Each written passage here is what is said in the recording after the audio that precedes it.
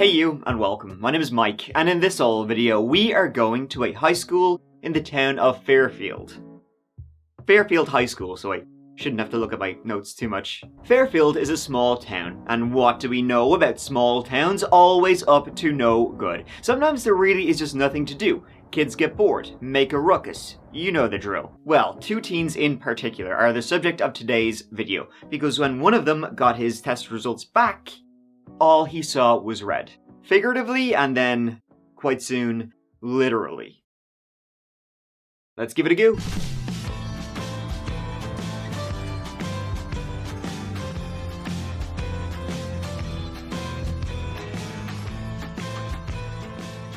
The town of Fairfield sits in southeastern Iowa, and it's a nice little town, home to about 9,500 people. It sits smack dab in the Midwest. A landscape of big fat farmland as far as the eye can see surrounds. And within sits a nice quiet town, beautiful buildings, and a surprising number of startup companies and small businesses. And, according to their YouTube channel, they're not like other small towns, they're a cool small town. Sustainability is the name of the game in Fairfield. Want to keep those fields fair. And the town, it's a real melting pot of all types of folk, having large denominations of all religions, while also described as an international center for transcendental meditation. You will find like a little bit of everything in this small town, but I guess that includes what we're focusing on, the bad stuff. I mean, it really is just so hack to say, right? But there's really no other way of saying it. It's like, you know, a small town where nothing happens, so when it does, it's all the more shocking. Fairfield is home to 12 park and recreation areas, which is quite a few for such a small town. But there is one park in particular that a woman, Nohema Graber, 66 years old, loved to walk in. She would, every evening, go for a walk in Chautauqua Park on the east side of town. It's a lovely park with trails, bridges, rolling hills, and some of that good old nature. Nohema really loved it, but as she walked so often there every day, she got those steps in. Other people knew her routine, and one day they were stalking her as she walked through the park, and then they waited till they found a quiet area. This was on November 2nd, 2021. Nohema was born in Mexico, Veracruz to be specific, in 1954, to parents No and Maria.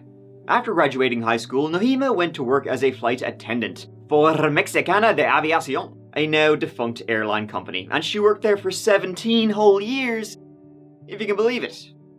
During this time, she was in fact training to be a commercial pilot, and Nohema Graber would be the very first woman in all of Mexico to be trained to fly passenger aircraft. Fair play to you. She loved traveling, she loved flying, she was an airhead. I mean that positively, though. It was during this she met Paul Graber at a party. One day, while he was on a business trip to Mexico, he gave her a call, not expecting her to pick up. But pick up she did. Her future husband became her actual one on October 4th, 1986, marrying in Mexico. And together, they would move to Paul's hometown of Fairfield in 1992. Nohema ingratiated herself into this small community like almost immediately. She would attend church mass every day. She became a leader, for the town's small but growing Latino community. And Nohema and Paul would have 3 children together: Christian, Jared, and Nohema. And it was later in life, when all of her children had grown up, that she decided to, hey, why not get into teaching? She attended Iowa Wesleyan University, got a degree in English and a teaching certificate, and went to work. Her first job was as a Spanish teacher in Ottumwa High School, and then later, in 2012, she became Spanish teacher at Fairfield High School. And there she was beloved by staff and students, fondly remembered by those who graduated for her catchphrase, "Be more secure." Meaning just be confident, be proud of yourself. And speaking of being more secure, let me talk to you for a minute about the Opera desktop browser, the incredible solution to approaching how you give it a go online, my friends. I've said it again and again how important it is to stay safe online. How many cases have I covered that involved, somebody browsing something? A lot, that's how many. It's so important to have the best browser around. Meet the Opera desktop browser, my friends. Opera is faster, safer, and smarter than the default browsers out there because it takes your privacy, security, and how you browse to heart. It has built-in ad blocking and a VPN just for you. It's more friendly on your CPU than other hella intensive browsers, and my favorite feature is just how fully customizable it is. From very pleasing tab islands to how it integrates your music players and messengers. You can have everything you need in just one place, no extensions, no nothing. Opera Desktop Browser saves you the hassle of mucking about and keeps things simple, safe, and secure.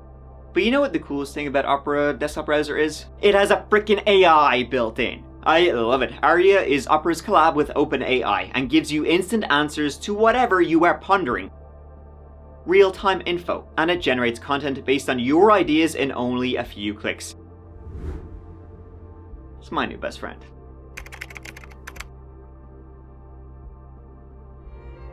So you got the fastest and smoothest browser, an ad blocker, a VPN, incredible customizability, and an AI in one.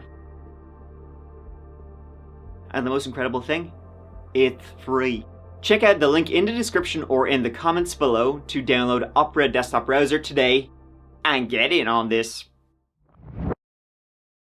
And so on November 2nd, 2021, after finishing up classes just before 4 p.m, straight after school, she drove over in her van to Chautauqua Park, just on the edge of town. As I said, she made sure she was very disciplined. She always made sure to get them steps in.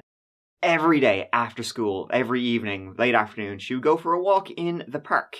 But on this day, she went, she drove, she didn't come home.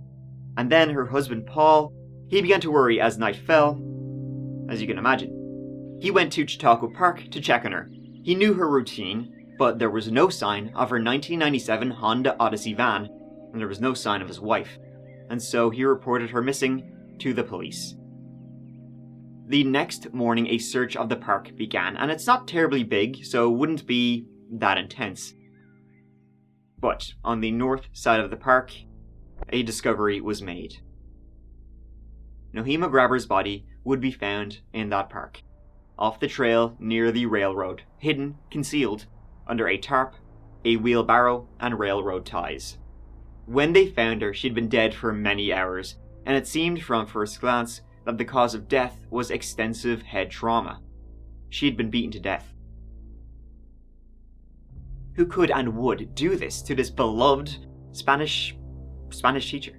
Her van was spotted by a witness leaving the park at around 4:45 p.m, around 45 minutes after she had arrived, and a witness said inside there were two males.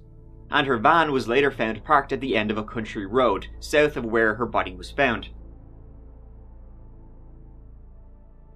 Another witness would say they had seen a man walking down the road with a wheelbarrow, of all things. What you doing with that? So who were these guys? Well, it didn't take long to find out. That question would be answered the very day her body was found. Now, teenagers are, generally speaking, little shitbags. None more so than two little shits she had in her class. See, on November 3rd, again, the day her body was found, a student at Fairfield High School contacted the police. This was before Nohema's body had even been found, but she had been reported missing because she hadn't shown up to the school that morning.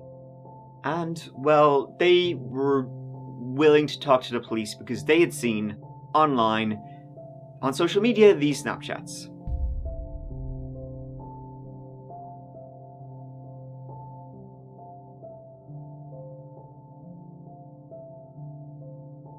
Those had been sent by a student at Fairfield High School, name of Jeremy Goodale. Jeremy Goodale was, in 2021, 16 years of age, born in 2005. Son of Dean and Christian Goodale, he grew up with 4 older siblings. It was a dysfunctional family for sure, they were a big one, and the parents were always more focused on work than on the kids. In fact, the person who looked after most of the family was the oldest child, Jackie Goodale. The parents would soon divorce, and Christine, the mother, she left the house to go live somewhere else with her boyfriend. The house, which was covered in flies, dirty laundry, and was just infested. The kids would bathe no more than twice a week. Jeremy slept in his clothes all the time.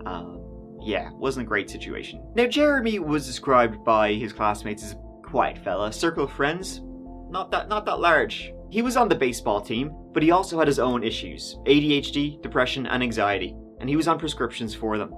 He studied Spanish under Nohema Graber, along with his best friend, Willard Jaden, he went often by his middle name, Miller. Jaden himself was also 16 years old, fellow student at Fairfield High, and not a very good one, especially at Spanish. He'd only recently enough transferred from another school in town. He had previously attended Maharishi School, a prestigious enough school that incorporates transcendental meditation into the school routine twice a day. These snapshots had been sent out on November the 2nd.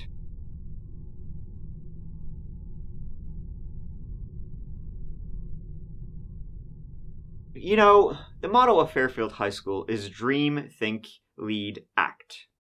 This is like one of those situations where, you don't want to do that. Police were led to both students, Chiden and Jeremy, almost immediately from the student who reported the seeing those snapshots, which are, well, not great. Another student said that on November 3rd, which is the day she was reported missing, she hadn't shown up for school, another student said Chiden had said he had, quote, caught someone with a baseball bat. And then another student would come over separately and say to the police, yeah, Chiden had said something like, Miss Graber might, she might disappear soon, so don't get too attached. A search of Jeremy Goodale's home would reveal the murder weapon, a baseball bat, along with some of her clothing and strands of her hair and blood. And a note was found on Chaden's phone, titled Prep. It listed that they needed the following items. Items included plastic gloves, wet wipes, backpack, hammer, Ziploc bag. However, procedure, the following segment of that note on his iPhone, not great. Stun, move off trail, empty compartments, load cargo, blanket cargo, deactivate compartment contents, leave bag by exit, transport, empty transport, finalize the win, secure victory, move the sticks, wipe down tools, dispose article, and grab bag by exit. Done. So I can only think of a couple of things what procedure would mean. None of them good. None of them good. Even if it's not murder. That's some weird shit. It seems that the entire thing had started out by being a dark joke between the two fellows. Them saying, oh, Spanish teacher, Miss Graber, she's a bitch, whatever. Venting their frustration about her grading system. What started as a dark joke then escalated into, hey, we should kill her. And pretty soon, we should kill her. Then they did kill her. The two students who are charged with her death did go to school here at Fairfield High. It's also where Graber worked, and now where other students we spoke with are grieving. It feels like something that would happen in TV.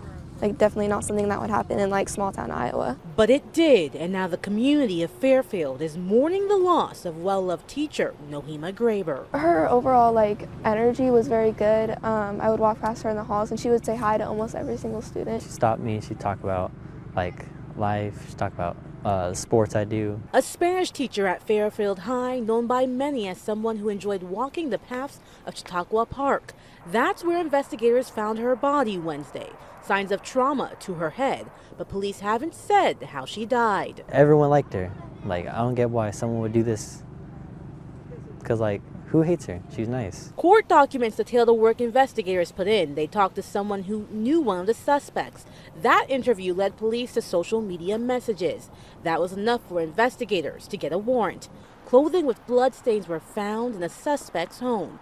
Soon after, police arrested 16-year-olds Willard Miller and Jeremy Goodale. I knew the kids that did it. I had them in my classes, so I was really shocked when I heard that. But students and the Fairfield community are more shocked by Graber's death. She was more than just a teacher. A recent grad shared this picture of KCCI. She noted Graber's smiling face, calling her beautiful both inside and out.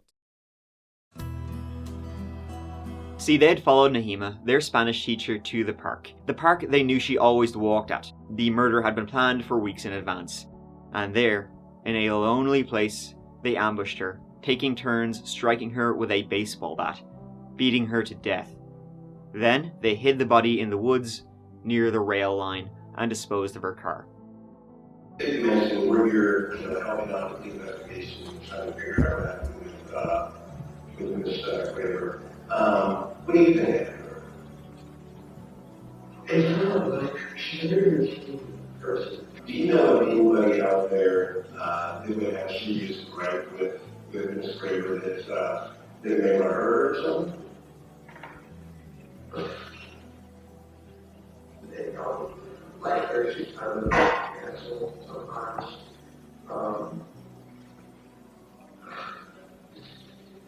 Not like her enough to hurt her. I don't know. Okay, so were you involved? You were not involved. I had no idea. Usually people, like, when something happens, you can find out something in a small town. I haven't heard anything. Can you think of any reason why somebody might say you were involved? Because we got that in the past. Okay. But like, with a little bit more specific, like, anybody might say, like, you know, I know for a fact he was involved. Not I think he was, but I know for a fact he was. What's the question? The question is there any reason why somebody might say, like, I definitely say this was involved? Yeah. No, other than us arguing in the class. Okay. Yeah. And, so, one of the areas that we're really looking into, and you talked about Ms. Graber's routines, right? And so, by talking to a lot of people, we can figure out what her routines are, right? And so, one of the areas that we're really focusing on is where she would go on her routine walks when she got done with school out and that. Maybe you can help me with the pronunciation. Exactly right, for Tuesday night. Is there any reason why somebody might have put you out at Chicago? I looked like other people, and I was wearing a black hoodie. I think I'm paying. Now, the two teens initially gave different stories about what had actually happened that day. Willard Scheiden Miller said that, yeah, he had been in the park on November 2nd after school, but he'd just been walking around. He spotted his Spanish teacher. He gave her an old, Buenos dias. Yeah, I failed Spanish. But then a roving gang of masked teenagers had made him kill her and dispose of her body. That's what happened. One of them good old roving gangs of masked teenagers who force you to kill people. They're at it again. Shockingly, that wasn't very believable. He would eventually tell a version of the truth. Both would.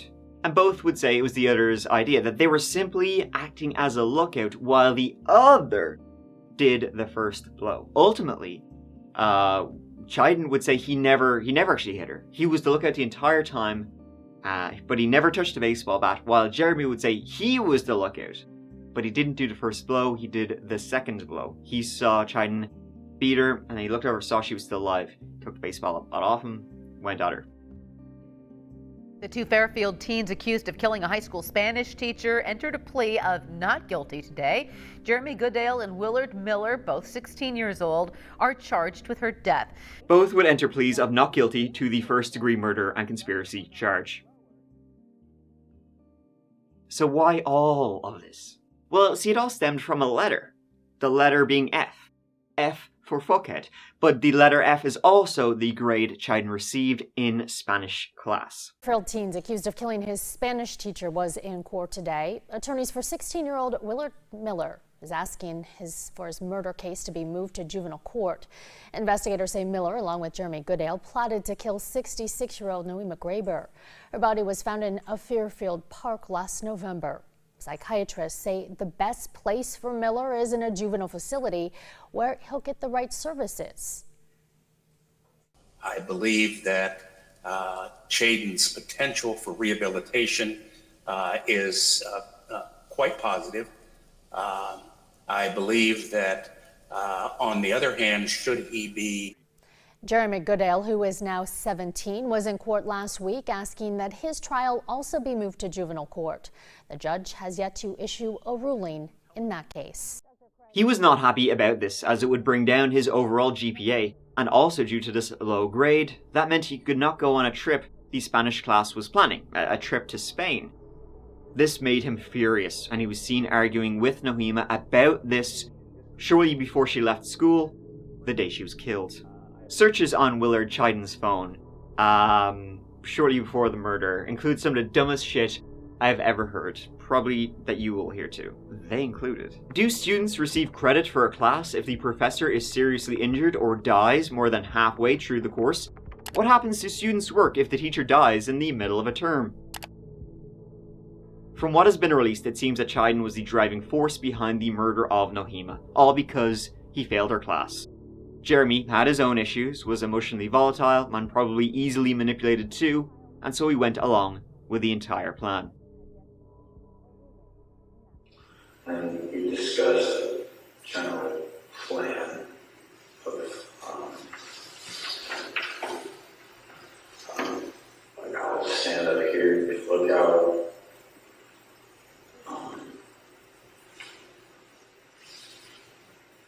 walk up behind her, and then I think we walked back out onto the trail to wait for Miss Graber to show up. And I can't remember if we saw her drive in or if we noticed her van and then knew she was there. We bumped into her on the trail, said, "Oh, hi, how are you?" And then we kept walking. He kind of gave me like a nod saying, "Here she comes."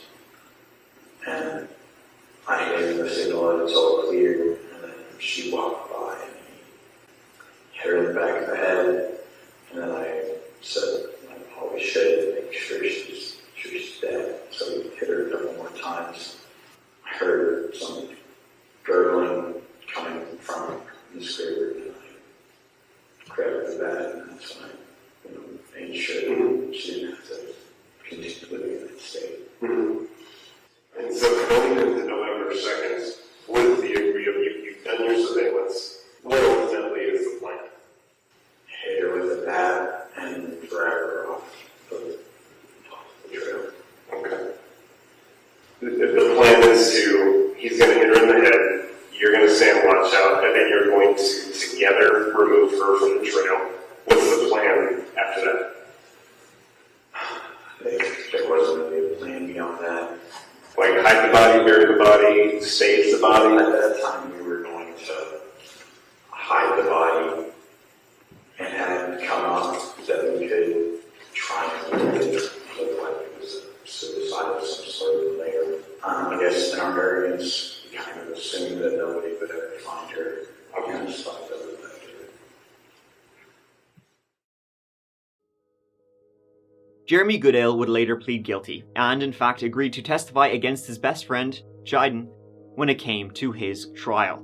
Is it your personal desire to accept this plea agreement and proceed today to plead guilty to the crime of murder in the first degree? Yes, sir. However, Chiden's trial never came, as Chiden too would plead guilty to murder. So instead, for both, it would be straight to sentencing. Iowa does not permit juveniles to be sentenced to life in prison without the possibility of parole. Willard Chiden Miller was up first, and in July of 2023, he was ultimately sentenced to life in prison with a minimum of 35 years. Another tragedy in this case is that Paul Graber, Nohema's beloved husband, he passed away a week before his wife's murderer was sentenced.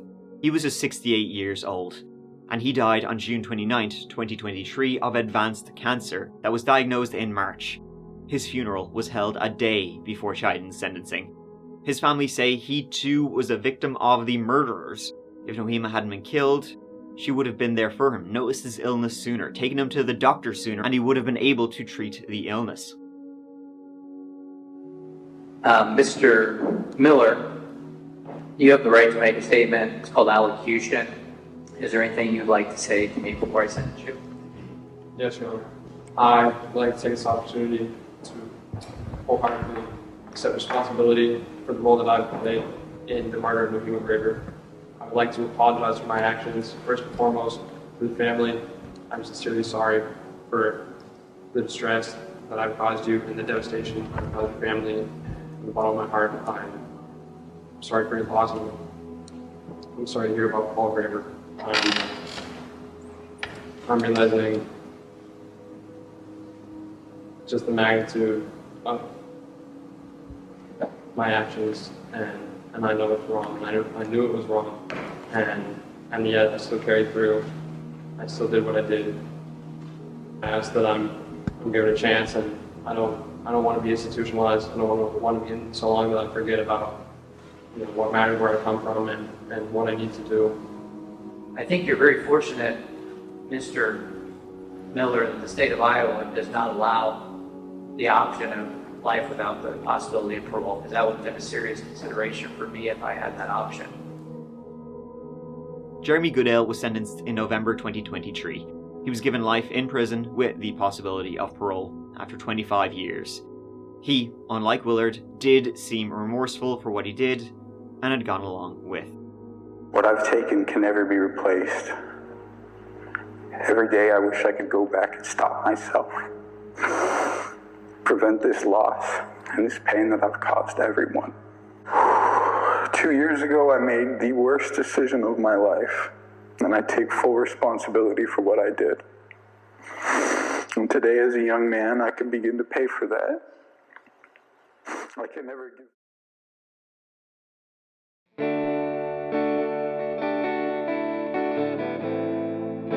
And that is the story of the brutal murder of Nohema Graber, a wonderful woman, a beloved teacher, who was killed for possibly the stupidest reason ever.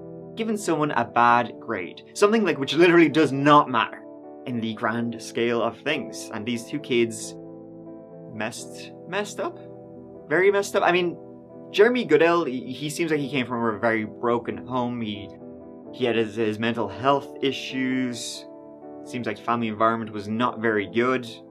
And so you can kind of see how, the family had a history of substance abuse, so you can kind of see how he would be maybe manipulated into going along with this. Willard Shine Miller, though, nothing really about his background has ever been really released at all. So why he did it over a grade is kind of unknown, but it's very stupid. I'd say the motive is the stupidest thing in this case, but that would be incorrect. The stupidest thing in this case were the perpetrators who sent snapshots of what they did. Shouldn't I? Thank you so much for watching. It really means the world to me, as always. Please subscribe to see new videos every week. Check out the Patreon for exclusive videos, early access videos. Check out the That Chapter podcast as well. Every Monday with a brand new episode covering different sorts of stories, older stories, other serial killers which we haven't talked about in the channel. So please check that out. And yeah, until the next one, please take care of each other. Please take care of yourselves. Because I love you. My go.